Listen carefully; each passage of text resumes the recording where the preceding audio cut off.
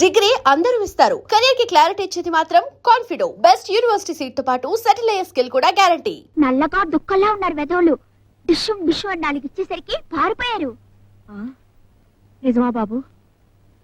ఆ దుర్మార్గులతో మనకెందుకు? నీకేమైనా దెబ్బలు తగిలాయా? అదేం లేదమ్మా. ఏమిటి బాబు, ఏమైంది? అయ్యో బొబ్బులు, మా కోసం ఎంత కష్టపడుతున్నావయ్యా. నా కోసం మీ అబ్బాయి ప్రాణాలే అర్పించాడు. నేనేం చేశా రుణం తీర్చుకోగలను? కానీ నువ్వు వాడిని మర్పిస్తున్నావు. నువ్వే లేకపోతే మేమంతా ఏమైపోయేవాళ్ళం. దేవుళ్ళ వచ్చి మమ్మల్ని ఆదుకున్నావు. అరే కుమార్, మనం తినే తిండి మనమే పండించి తినడంలో ఎంత ఆనందం ఉందో ఇప్పుడు తెలుస్తుందిరా. ఎప్పుడు పండుతుందో ఏమిటో, నాకు ఆకలేస్తుందండి. ఓ రెండ్రా, మీ అక్క అన్నం పట్టుకొస్తుంది. అబ్బా, మా చిన్నకి ఎప్పుడు ఆలస్యమే. ఆలస్యం ఏమీ లేదండి, నేను వచ్చి చాలా సేపు అయింది. ఏమిటి సరళా, అన్నం పట్టాలనే? ఆవిడ గారు నువ్వేం తీసుకెళ్ళక్కర్లేదు, చీపో అంది. ఏ రోజు నువ్వే తీసుకొస్తున్నావుగా? ఏం చేయమంటారు? ఆవిడ గారికి రోజుకో ఆకారం, నిమిషానికో మాట, క్షణానికో కోపం. ఏమండి, ఆకలేస్తుందండి. ఒరేయ్, మీ అక్కని నమ్ముకోవడం కంటే ఈ పొలాన్ని నమ్ముకుంటే మంచిది. పడిన తర్వాతనైనా తిండి పెడుతుంది. సర్లే, పొలంలో దిగి పని చేస్తుంటే ఆకలే తెలియదు. పద. ఏమండి, అటు చూడండి.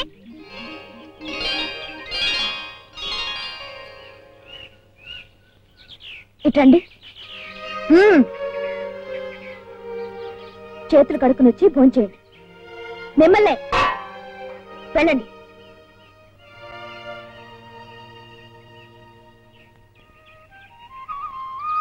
ఏమండి, నేను మీకోసమే భోజనం తెచ్చాను, రండి భోంచేతురు కానీ.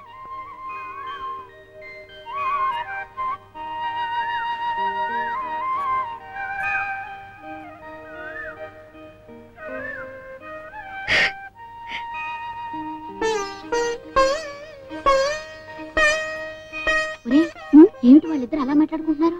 అది నాకు తెలియటం లేసరలక్క. ఇక మన పొలంలో పంటలతో పాటు పాటలు కూడా పండుతాయేమరా? పంట చేలలో పైరగాలిలో పడుచుదనం గడుసుదనం కలిసిన వేళలో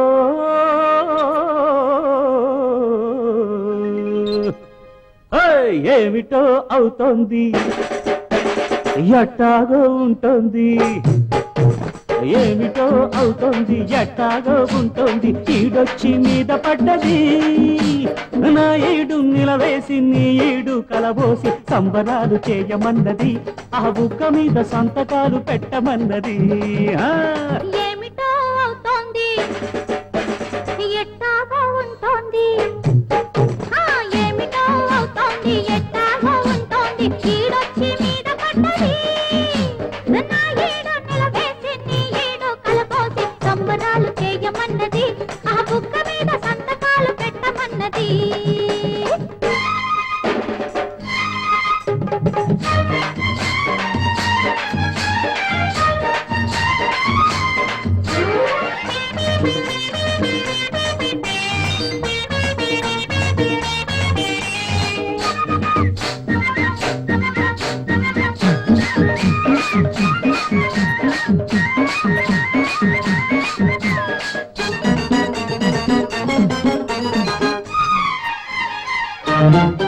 హాయ్, వరి చేను ఎదిగింది, పరువానికొచ్చింది, సిరి పంట రానున్నది.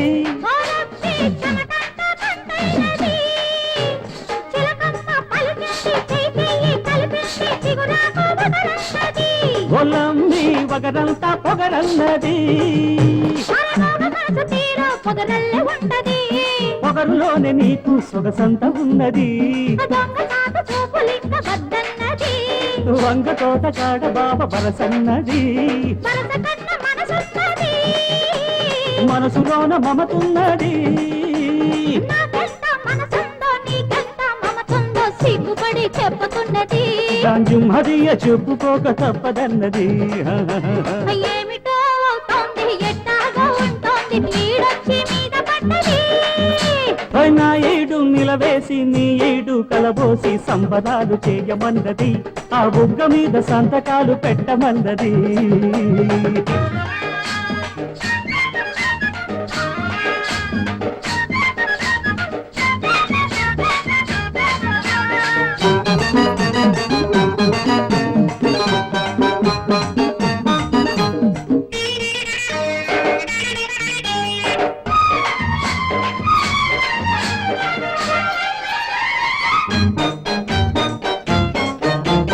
మరుమల్లే తోటుంది పొదరిల్లు చాటుంది ఇద్దరిని రమ్మన్నది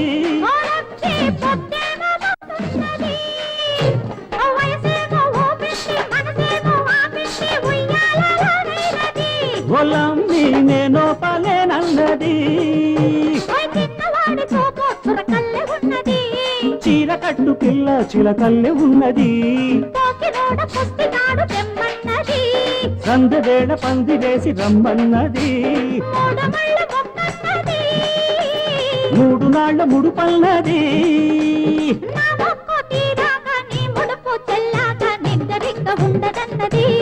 అందాక ముద్దులన్నీ తిండుకన్నది ఏమిటో అవుతోంది అరే ఎట్టాగా ఉంటుంది ఏమిటో అవుతుంది ఎట్టాగో ఉంటుంది చీడొచ్చి మీద పడ్డది నా ఏడు నిలవేసి నీ ఏడు కలబోసి సంబరాలు చేయమన్నది ఆ బుట్ట మీద సంతకాలు పెట్టమన్నది అరెరెరెరెరెరె సంబరాలు చేయమన్నది ఆ బుట్ట మీద సంతకాలు పెట్టమన్నది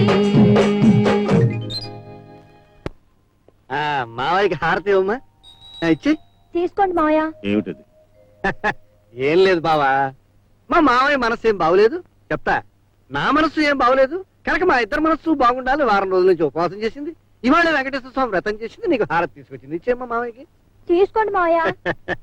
మంగళం కౌసలేంద్రాయ మహానీయ గుణాత్మనే కౌసలేంద్రాయ మహానీయ గుణాత్మనే. చాలమ్మా చాలు నీ ప్రేమ మావయ్యకి ఎప్పుడో అర్థమైపోయింది ఏమిటో పిచ్చి తల్లి ఇలా నోరు ఇప్పితే చాలు ఎదురుకుండా వెంకటేశ్వర స్వామి నిలబడేట్టు ఉంటుంది చిన్నమ్మాయి చెప్తా మన ఇద్దరికి కూతురైనా కోళ్ళైనా ఇంకెవరున్నారు బావా కవిత తప్ప నోర్మయ్య చెప్తా ఇప్పుడు నీకైనా నీ ఆస్తికైనా ఇంకెవరున్నారు బావా చెప్తా డాడీ ప్లేట్ పిచ్చి పిచ్చి వేషాలు వేశారంటే ప్రాణాలు తీసేస్తాను జాగ్రత్త లింగం ఇన్నాళ్ళు రుణం రుణం అని పిశాచల్లా పీక్కు తిన్నావు తీసుకో ఇదిగో రాఘయ్య గారి బాకీ లెక్క చూసుకో చూడక్కర్లేదు సరిగ్గానే ఉంది బాకీలన్నీ తీరిపోయినట్టేనా చెప్పక్కర్లేదు తీరిపోయాయి. అయితే పత్రాలు లేవు పత్రాలు ఎక్కడయ్యి లేవు. ఏ నాటకం ఆడుతున్నావా ఏటీ లేదంటే వెందయ్యా మసే తేలు ముద్దలు వేయించుకున్నావుగా. అది అది మీకు నాకు మధ్య ఉన్న పవిత్రమైన సంబంధాన్ని గుర్తుగా రాయించాను. అయినా మీరు మళ్ళీ నన్ను అడగపోతారా నేను ఇవ్వపోతానా? ఇదిగో ఈసారి వడ్డీ బాగా తగ్గించేస్తాను, కొన్ని కన్సెషన్లు కూడా ఇస్తాను. ఇదిగో ఈ దొంగ వేషాలకే గాని లింగం వీళ్ళ పేర్లని రాసి వీళ్ళ బాకీలన్నీ ముట్టినట్టు రసీదులు రాసి పెట్టు. రాఘవయ్య గారి కూడా మళ్ళీ వచ్చి తీసుకెళ్తాను.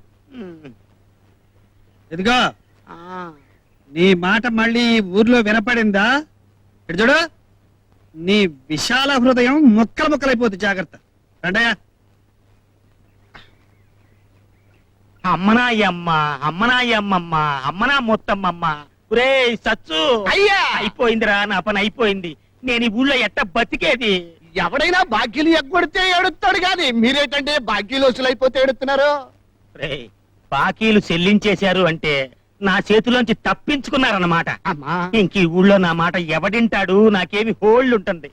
పదవిలో ఉన్న మినిస్టర్కి లేనోడికి ఎంత డిఫరెన్స్ ఉందో నిన్నటి లింగానికి ఈ రోజు లింగానికి అంత డిఫరెన్స్ ఉంటుందిరా సచ్చు. చేపలన్నీ కలిసి కొంగల్ని మింగేసే రోజులు వచ్చాయి.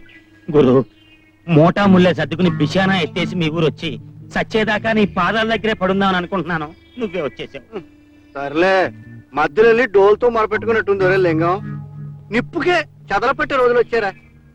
ఆ కోట్లో పాక వేసి కోటీశ్వరుని అయిపోదామని ఆశపడ్డానా? నా కాళ్ళు నడవ ఎరగొట్టేసి తను ఫుట్బాల్ ఆడేశాడు ఆ రాజశేఖరం. నేనే కొత్త కాళ్ళు ఎత్తుకుందాం అనుకుంటున్నాను మీద పడి బతకడానికి. సరిగ్గా ఇక్కడ నా పరిస్థితి అట్టాగే ఉంది గురు. కంసుడి పాలిట శ్రీకృష్ణుడు పుట్టినట్టు ఇక్కడ నాకో శత్రువు పుట్టాడు. అమ్మనా తల్లి సిగ తరగా, అమ్మనా అమ్మమ్మ సిగ తరగా. ఎక్కడి నుంచి వచ్చాడో ఏమో ఇక్కడ రైతుల భూములన్నీ సాగు చేసి పండించి వాళ్ళ బాకీలన్నీ నా మొక్కాన కొట్టాడు. ఎవడరాడు ఎవడయ్యా అంత అసాధ్యుడు వాణిచ్చు.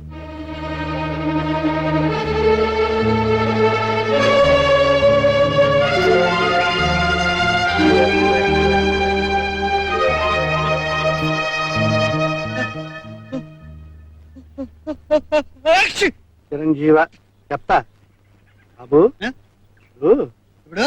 నువ్వు నేను చెప్తా. చెప్తా నీ పేరేంటి బాబు? గాడిది గుడ్డు లేకపోతే ఏంట చందులూరు దేవయ్య నా పేరు ఎందుకు ఎవడకూడా పొట్ల పడతావేంటి? నీ ముక్కు నాకు తెలియదు, నా మొహం నీకు తెలియదు. ఏంటి నక్క మొహం వేసుకుని ఏడకూడ ఆడుతున్నా? ఇప్పుడు నాది నక్క మొహం, వాడిది కుక్క మొహమే. చెప్తా. రాజశేఖర్ ఎవరో చెప్పు. నీ బాబు. ఇదిగో ఎంతసేట మా గురువు గారు పెద్ద మడిచి కొంచెం మర్యాదగా మాట్లాడవయ్యా. నీ గురువు అయితే నాకేం ఓడిందయ్యా? పేటెంచి పని చేసుకున్నంత మాత్రాన ప్రతివాడు పెద్ద మనిషి అయిపోతాడేంటి? అయినా పొట్ల పడతాడేంటి? ఆ ఊరికే అయినా నీతో నాకేది నా రసీదు పారాయి. బాబు బాబు నీ రసీదులు నీకు ఇప్పిస్తాను బాబు, నాతో రా నువ్వు. ఓ నువ్వు అక్కడ పదా నిన్ను రమ్మన్నానా? మరే అబ్బే నిన్ను కాదు బాబు, నువ్వు పద, నువ్వు ఇక్కడే ఉండు. ఏంటి గురుగారు ఆ దేవాయిని చూసిన దగ్గర నుంచి కాల్లో ముళ్ళు గుచ్చుకు నేనుగులా కంగారు పడిపోతున్నారేంటి? చెప్తా చెప్పు చెప్తా చెప్పు చెప్పు చెప్తా. చెప్పు. వాడు నా శత్రువు. ఆడిని శత్రు కాడయ్యా, నా ఇరిగిపోయిన కాళ్ళు నడువును. ఆ దేవయ్య చెప్పినట్టు ఆడు నిజంగా దేవయ్యే ఆ ఇంట్లోంచి పారిపోయిన శ్రీధర్. కాకపోతే నీ డబ్బుకి 10 రెట్లు డబ్బు నీకొస్తుంది, నా ఆస్తికి 10 రెట్ల ఆస్తి నాకొస్తుంది. చెప్తా. 13వ ఎక్కం అంత కష్టంగా ఉంది, నాకేం అర్థం కాలేదు. అర్థం కాదయ్యా, చెప్తా. ఆ రాజశేఖరం కొంప గుండం కాడానికి ఎంతో టైం లేదు. ఆ శ్రీధర్ గాడే ఇంట్లో ఉంటే తన ఇంటిని తను చక్కదిద్దుకునేవాడు. వాడు ఇప్పుడు లేడు కనుక ఈ దేవయ్య గారిని ఆ ఇంటికి తీసుకెళ్లి ఆ కొంపను మనం పూర్తిగా దోచేద్దాం. ఆ శ్రీధర్ గారికి దేవయ్యకి చాలా పోలికలు ఉన్నాయి. కానీ ఈ శ్రీధర్ ఏమో నాకు కొంచెం అనుమానంగా ఉంది. ఆ అనుమానం వెంటనే తీర్చేసుకోండి. దేవయ్య అయితే నీ పేరు దేవయ్య అన్నమాట? కాదు, ఆ, ఒడ్డు సముద్రుడు. ఒడ్డు సముద్రుడు మా బామ్మర్ది పేరు. నా పేరు దేవయ్యో అంటే మళ్ళీ దేవయ్య అని అడుగుతారటయ్యా. ఇది నాకెందుకు, నా రసీదు లాగా పడాయి. బాబు వయసు చావేస్తాను, నువ్వేం అనుకోకపోతే చెప్తా.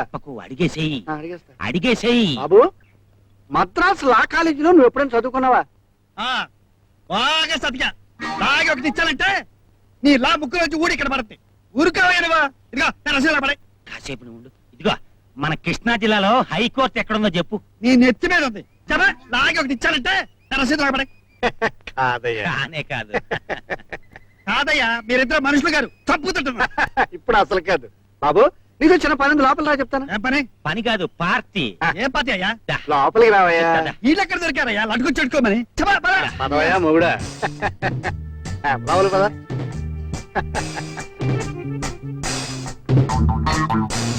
ఏంటయ్యా ఎంత నడిచినా జరగడం లేదు. ఎంతమందికి నామం పెట్టి సంపాదించారు ఈ భవనం?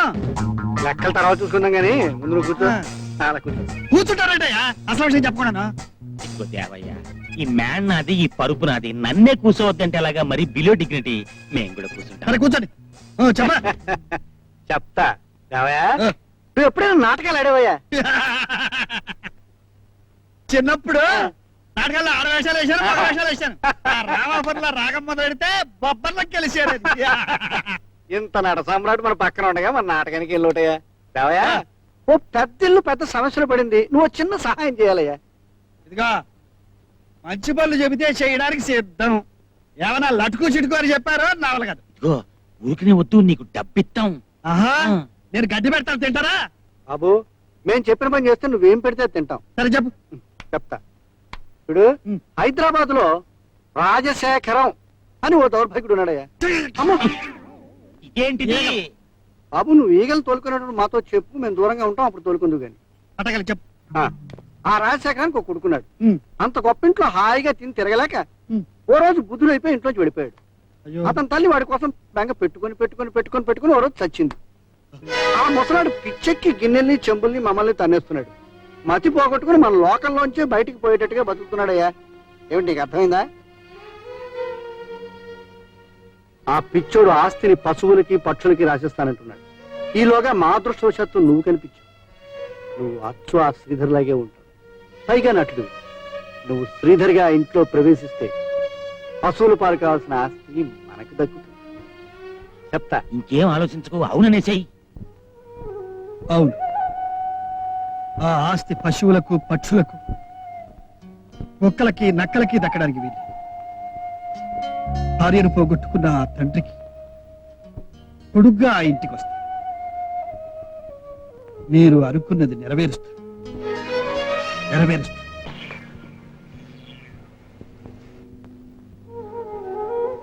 అమ్మా, నేను తిరిగి వచ్చానమ్మా. కానీ నువ్వు తిరిగి రాలేని చోటుకి వెళ్ళిపోయావా? బావా